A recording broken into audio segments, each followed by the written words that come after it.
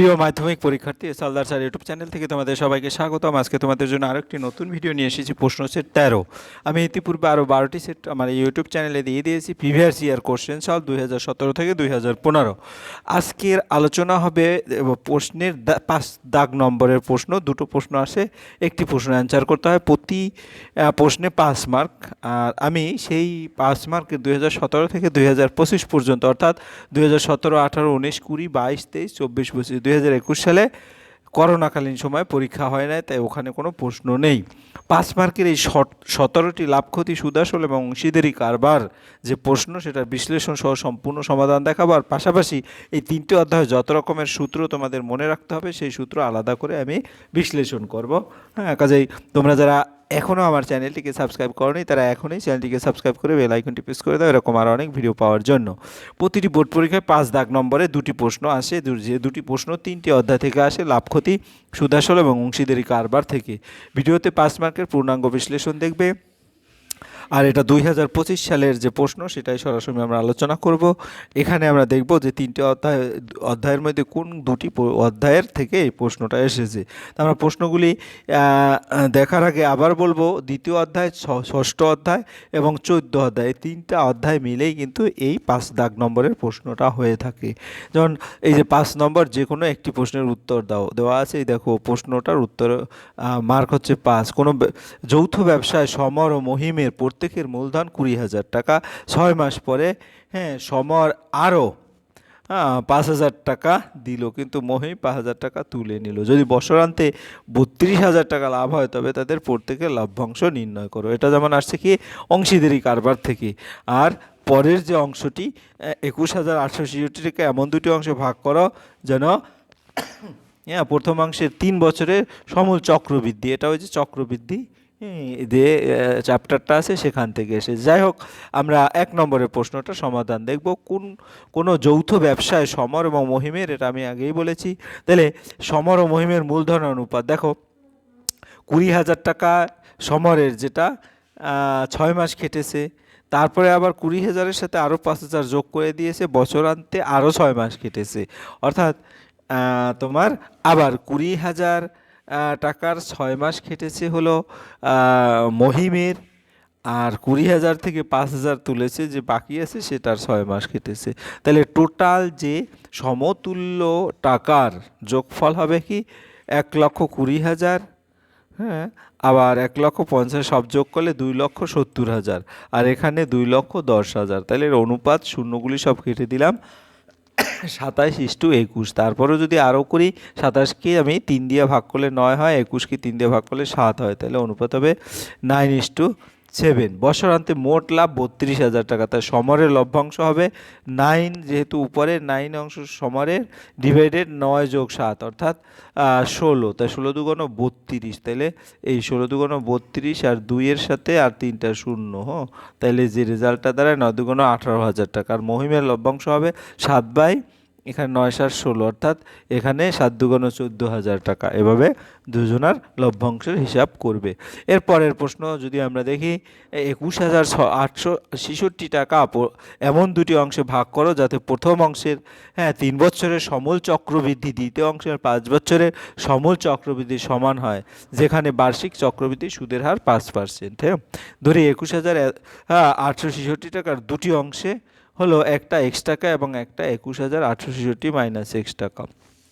শর্তানুসারে x into 1 plus 5/100⁻3, অর্থাৎ 3 বছরের সমূল চক্রবৃদ্ধি।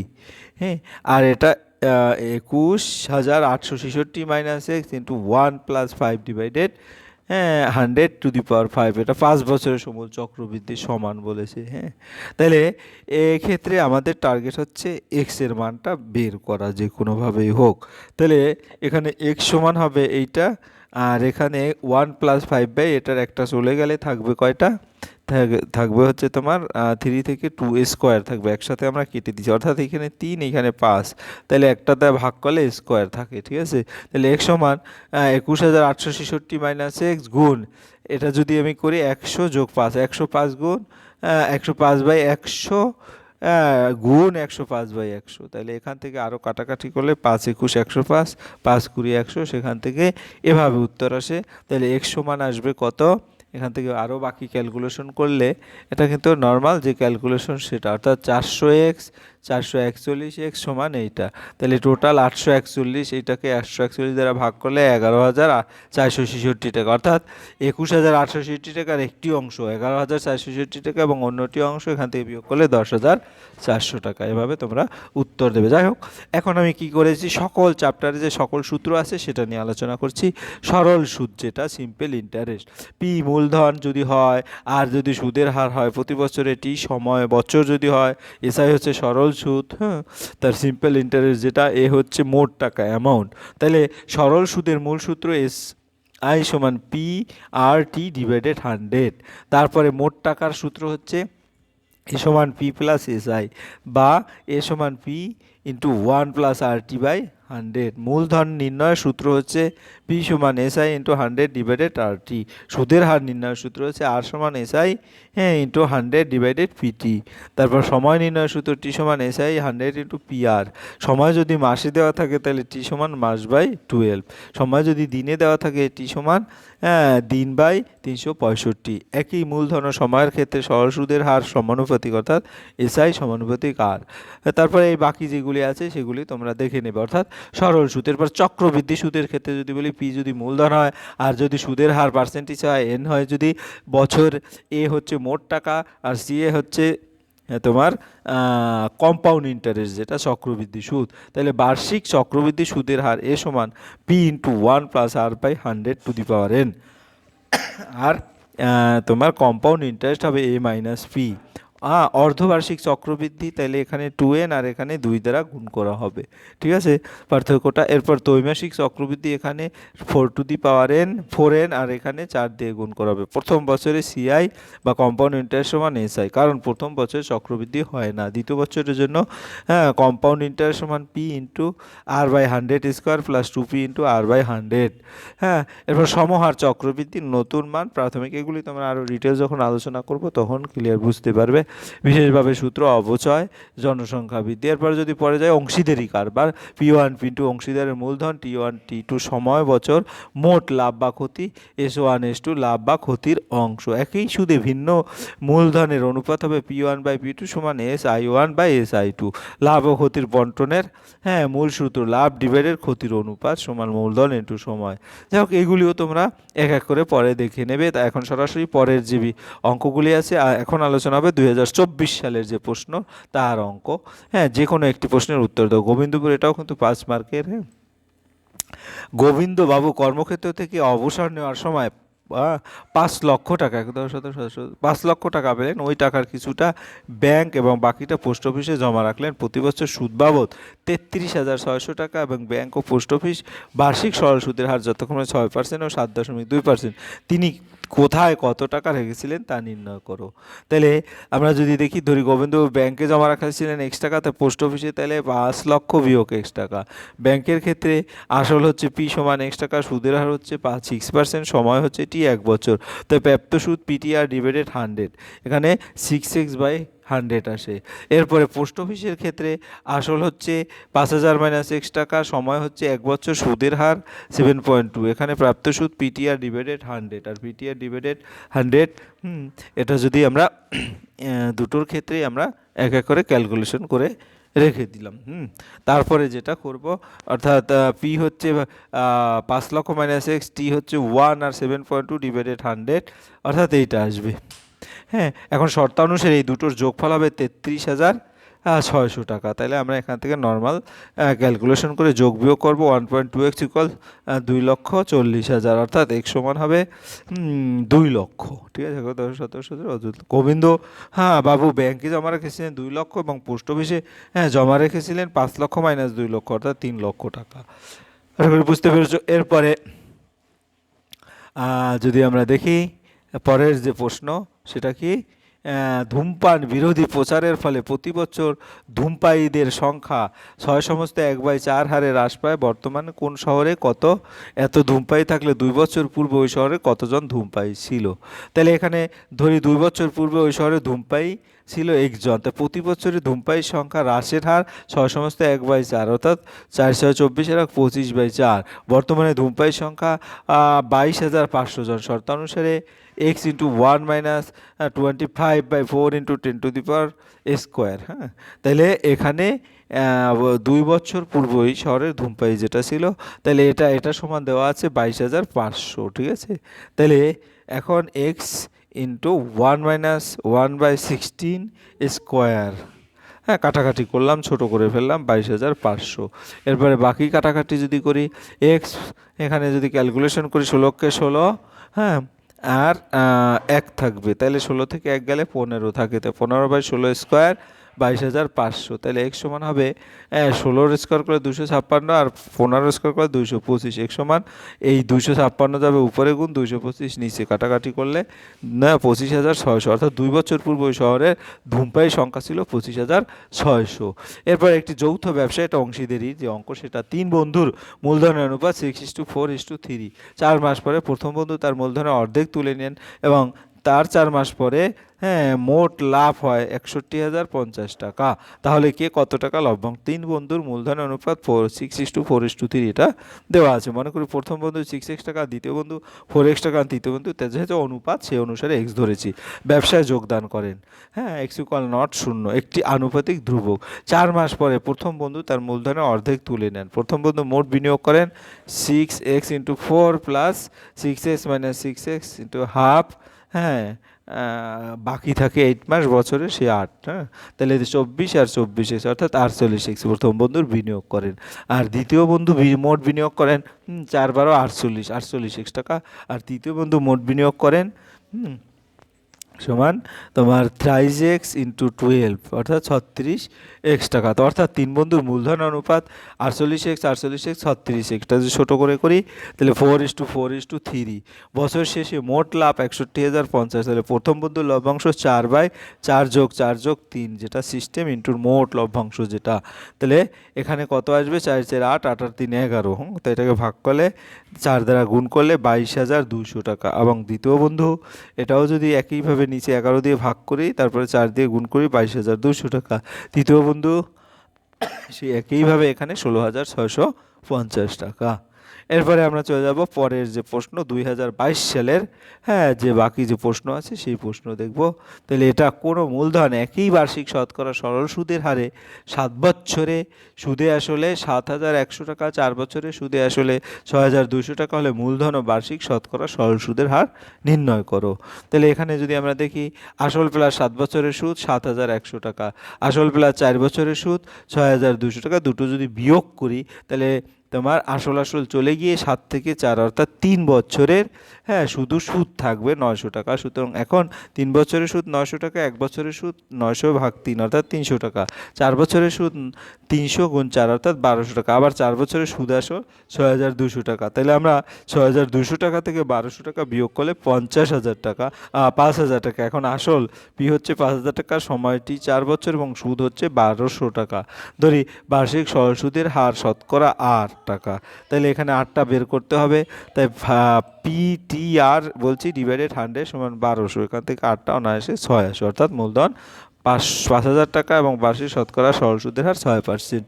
এরপরে 2 নম্বর প্রশ্ন, 3 বন্ধু যথাক্রমে 8,000 টাকা, 10,000 টাকা এবং 12,000 টাকা সংগ্রহ করে ব্যাংক থেকে কিছু টাকা ঋণ নিয়ে একটি ব্যবসা শুরু করেন। বছরের শেষে তারা দেখলেন 13,400 টাকা লাভ হয়েছে। সেই লাভ থেকে ব্যাংকের বছরের কিস্তি 5,000 টাকা শোধ দেওয়ার পর বাকি টাকা তারা মূলধনের অনুপাতে ভাগ করে নিলেন। লভ্যাংশ থেকে কে কত টাকা পাবেন? তাহলে 3 বন্ধুর মূলধনের অনুপাত 8,000 টাকা, 10,000 টাকা, 12,000 টাকা। এখানে 0 0 কেটে দিয়ে যদি নর্মাল সিম্পলিফিকেশন করি 8 10 12 এবং তারপরে আবার 2 দিয়ে ভাগ করি, 4:5:6। বছর শেষে তাদের ব্যবসার থেকে লাভ হয় 13,400। সেখান থেকে ব্যাংকের কিস্তি শোধ করা হয় 5,000, তাহলে বাকি থাকে 8,400। এখন 8,400 টাকা তাদের মূলধনের অনুপাতে ভাগ হবে। তাহলে এখন 8,700 টাকা তাদের মূলধনের উপর যদি ভাগ হয়, প্রথম বন্ধু পায় 400 divided 4 plus 4 divided 4 plus 5 plus 6 into 84, মানে 8,400 টাকা। তাহলে এটা কাটাকাটি করলে 2240 টাকা। দ্বিতীয় বন্ধু পায় 5 ডিভাইডেড 4 যোগ 5 যোগ 6 ইন্টু 8,400 টাকা, অর্থাৎ 2800 টাকা। এবং তৃতীয় বন্ধু পায় 6 ডিভাইডেড এখানে 3,360 টাকা। লভ্যাংশ থেকে প্রথম বন্ধু পায় 2240 টাকা, দ্বিতীয় বন্ধু পায় 2800 টাকা এবং তৃতীয় বন্ধু পায় 3360 টাকা। এরপরে 3 নম্বরের প্রশ্ন, 20,000 টাকার বার্ষিক 5% সুদের হারে 2 বছরের চক্রবৃদ্ধি সুদ ও সরল সুদের পার্থক্য কত? তাহলে এক্ষেত্রে আসল 20,000 টাকা, বার্ষিক চক্রবৃদ্ধি হার 5%, তাহলে এন হচ্ছে 2 বছর, তাহলে 20,000 টাকার বার্ষিক 5% সুদের হারে 2 বছরের চক্রবৃদ্ধি সুদ হবে P into 1 plus r divided 100 to the power n minus P. তাহলে মানগুলি বসিয়ে ক্যালকুলেশন করলে দেখা যাচ্ছে যে ক্যালকুলেশনটা হয় সেটা হচ্ছে তোমার কত আসবে, একবার যোগ একবার বিয়োগ। তাহলে এখান থেকে ফাইনাল ক্যালকুলেশন 20,050 টাকা। আবার 20,000 টাকার সরল সুদ পিটিআর ডিভাইডেড 100, 20,000 টাকা, 2,000 টাকা, 2,000 টাকা, আর এটা 2,050 টাকা। তাহলে 20,000 টাকা বার্ষিক 5% সুদের হার 2 বছরের চক্রবৃদ্ধি সুদ এবং নর্মাল সুদের থেকে 50 টাকা পার্থক্য। এরপরে আমরা চলে যাব পরের যে বোর্ড প্রশ্নের পরীক্ষা, সেই বোর্ড প্রশ্নের 2020 সালের যে গণিত প্রশ্ন আছে সেই গণিত প্রশ্নটা দেখব। এখানে 2020 সালে কিন্তু দুটি প্রশ্ন, শুধুমাত্র 2022 সালে করোনাকালীন সময়ে সিলেবাসের কিছু পরিবর্তন হয়েছিল, এই কারণে 3টি চ্যাপ্টার থেকেই কিন্তু প্রশ্ন দিয়েছে। কিন্তু 2020 সালের যে প্রশ্ন সেখানে কিন্তু আবার সেই দুটোই। তোমার কাকার কারখানায় একটি মেশিনের মূল্য প্রতি বছর 10% হারে হ্রাস পায়, মেশিনটির বর্তমান মূল্য 6,000 টাকা হলে 3 বছর পর ওই মেশিনের মূল্য কত হবে? তো মেশিনের বর্তমান মূল্য পি সমান 6,000 টাকা, মেশিনের মূল্য হ্রাসের হার 10%, সময় 3 বছর, ধরা যাক মেশিন 3 বছর পরে মূল্য হবে এ টাকা। তাহলে ওই যে সূত্র যেটা, যেহেতু চক্রবৃদ্ধির ক্ষেত্রে একই সূত্র কিন্তু এখানে মাইনাস হবে, P into 1 minus R divided 100 to the power 3 equal A. তাহলে এখানে পি হচ্ছে 6,000, 1 মাইনাস 10 বাই কাটাকাটি করলে লসাগু করলে ক্যালকুলেশন করলে রেজাল্টটা দাঁড়ায় 4,374 টাকা, অর্থাৎ মেশিনটির মূল্য 3 বছর পরে 4,374 টাকা। এবার 3 বন্ধু যথাক্রমে 1,20,000 টাকা, 1,50,000 টাকা, 1,10,000 টাকা মূলধন নিয়ে একটি বাস ক্রয় করেন। প্রথম জন ড্রাইভার, বাকি দুজন কন্ডাক্টর কাজ করেন। তা ঠিক করেন যে মোট আয়ের 2/5 অংশ তারা কাজের জন্য এবং 3:2:2 থেকে ভাগ করবেন, বাকি টাকা মূলধনের অনুপাতে ভাগ করে নেবেন। কোনো এক মাস যদি 29,260 টাকা আয় হয় তবে কে কত টাকা পাবে হিসাব করো। 3 বন্ধুর মূলধনের পরিমাণের অনুপাত 1,20,000, 1,50,000, 1,10,000 ছোটো করলে কাটাকাটি করে 12:15:11, তাদের মাসিক আয় 29,260 টাকা। তা এই লাভের 2/1 অংশ তার নিজেদের মধ্যে 3:2:2 অনুপাতে ভাগ করে দেয়, বাকি অংশ মূলধনের অনুপাত ভাগ করেন। লাভের 2/1 অংশ হবে 11,704 টাকা। তাহলে এই টাকা থেকে ড্রাইভার পাবে 3/3 প্লাস 2 ইন্টু 11,700, অর্থাৎ 5,016 টাকা। প্রথম কন্ডাক্টর পাবে একইভাবে 2 বাকিটা ক্যালকুলেশন করব 3,344 টাকা। দ্বিতীয় কন্ডাক্টরও পাবে 3,300, লাভের বাকি অংশ 17,556 টাকা। এই টাকা তারা মূলধন অনুপাতে ভাগ করবে। তাহলে 12 ডিভাইডেড যেটা আছে 5,500, আর প্রথম কন্ডাক্টর পাবে 6,930 টাকা, দ্বিতীয় কন্ডাক্টর পাবে 5,082 টাকা। তাই ড্রাইভার মোট পাবে প্রথমে, আর এটা যোগ করব 10,560 টাকা, প্রথম কন্ডাক্টর পাবে 10,274 টাকা, দ্বিতীয় কন্ডাক্টর পাবে 8,426 টাকা। এরপরে আমরা দেখব 2019 সালের প্রশ্ন, এটাও 3টা, যে তার মধ্যে দেখি কোন চ্যাপ্টার এসেছে। যদি 6 মাস অন্তর সুদ আসলের সঙ্গে যুক্ত হয় তাহলে বার্ষিক 10% চক্রবৃদ্ধি হার সুদে 8,000 টাকা এবং 1.5 বছরের সমূল চক্রবৃদ্ধি এবং চক্রবৃদ্ধি সুদ কত হবে? অর্থাৎ চক্রবৃদ্ধিরই অঙ্ক দেওয়া আছে। তাহলে ধরি আসল 8,000 টাকা, সুদের হার 10%, 6 মাস অন্তর সুদ আসলের সঙ্গে যুক্ত হয়, সুতরাং চক্রবৃদ্ধি সুদের পূর্বে 2, তো পর্ব হচ্ছে 2, অর্থাৎ n সমান 3/2 বছর, 1.5 বছর পরে সমূল চক্রবৃদ্ধি P into 1 plus r divided 100 to the power 2n টাকা। তাহলে বাকি থাকবে কত? 2n, এখানে মানটা বসাই দেবে, n মানে 3/2, তাহলে এখান থেকে টু টু চলে গিয়ে 3 থাকবে, ক্যালকুলেশন করলে 9,261 টাকা। সমূল চক্রবৃদ্ধি হবে 9,261 টাকা। মানে চক্রবৃদ্ধি সুদ আগে ছিল কত 8,000 আর 9,261 অর্থাৎ 1,261 টাকা। এরপর আমরা যাবো পরের প্রশ্ন। দুইজন বন্ধু যথাক্রমে অংশীদারি অঙ্ক এটা।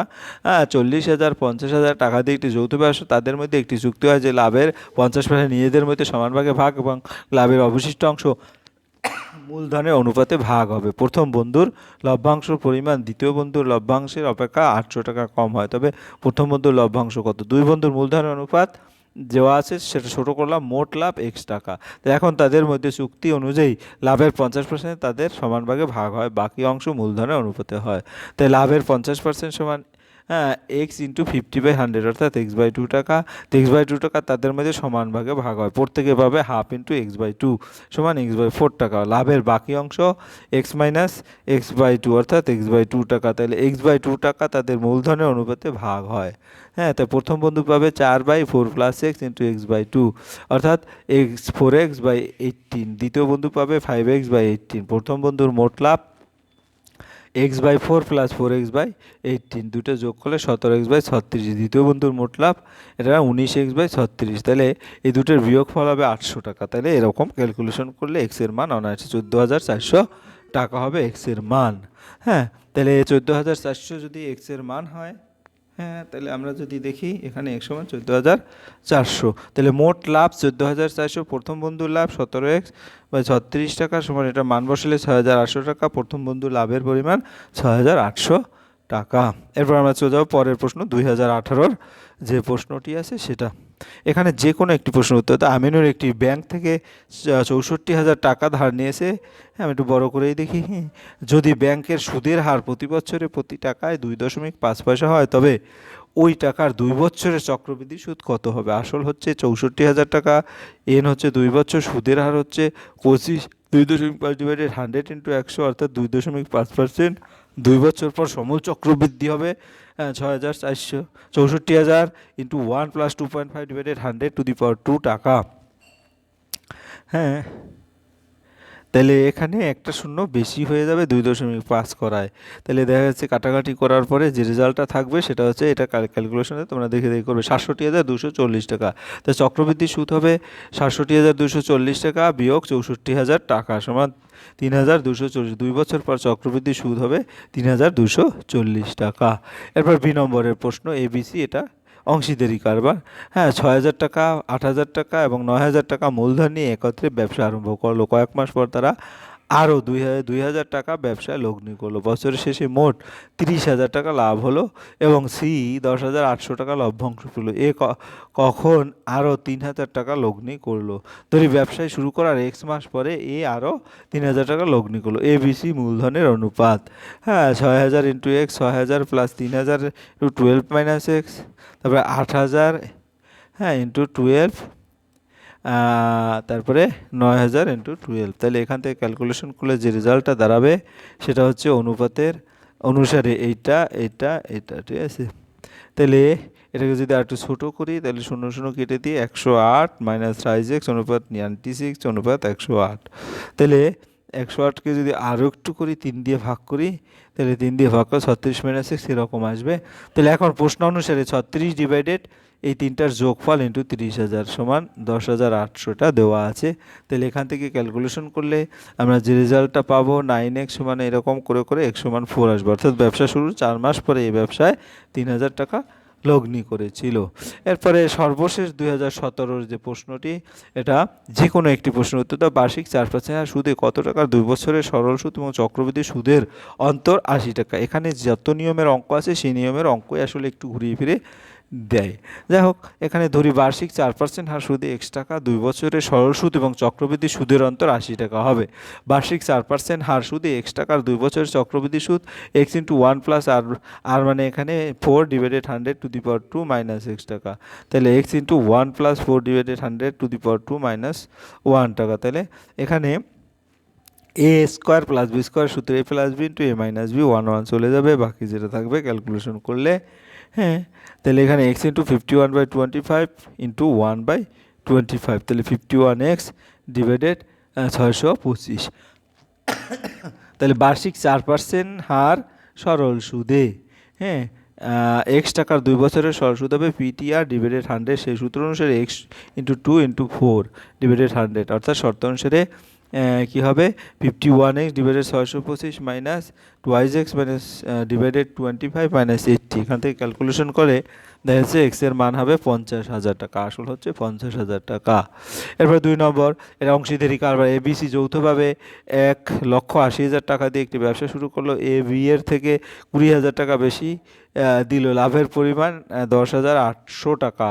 তাদের মধ্যে ভাগ করে দাও। ধরি সি এর মূলধনের পরিমাণ এক্স টাকা, বি এর মূলধনের পরিমাণ এক্স প্লাস 2,000 টাকা 20,000 টাকা, এর মূলধনের পরিমাণ এক্স প্লাস 20,000 প্লাস 20,000 টাকা, অর্থাৎ 40,000 টাকা। তাহলে এখানে সবগুলির যোগফল যদি করি সেটা সমান 18, 11, 17, 17, 1,80,000। তাহলে এখান থেকে আমরা অনায়াসে যদি ক্যালকুলেশন করি এক্স সমান 40,000। এবিসি এর মূলধনের অনুপাত, তাহলে এক্সের মানটা বসায় দিলে 4:3:2। এর লভ্যাংশ 4 ডিভাইডেড 4 প্লাস 3 ডিভাইডেড 2 ইন্টু 10,800, কাটাকাটি করলে 4,800 হয়। বি এর লভ্যাংশ 3,600, সি এর লভ্যাংশ একইভাবে 2,400 টাকা। এই ছিল তোমাদের সামগ্রিক যে প্রশ্ন, অর্থাৎ 5 নম্বরের 5 দাগ নম্বরের যে প্রশ্ন আসে সরল সুদ, চক্রবৃদ্ধি সুদ এবং অংশীদারি কারবার, তার সমস্ত প্রশ্ন বিশ্লেষণ সহ উত্তর। আশা করি ভিডিওটি মনোযোগ সহকারে দেখলে কী কী প্রশ্ন আছে সেটা সম্পর্কে যেমন আইডিয়া হবে, তেমনি প্রশ্নগুলিও তোমরা বারবার প্র্যাকটিস করলে একটা খুব ভালো একটা প্রস্তুতি হবে, পাশাপাশি সূত্রগুলিও তোমাদের খুব উপকারে হবে। যাই হোক, পরিশেষে বলবো ভিডিওটি দেখার জন্য অসংখ্য ধন্যবাদ। ভিডিওটি ভালো লাগলে লাইক কমেন্ট শেয়ার করতে ভুলবে না। আজ এই পর্যন্তই, ধন্যবাদ সবাইকে।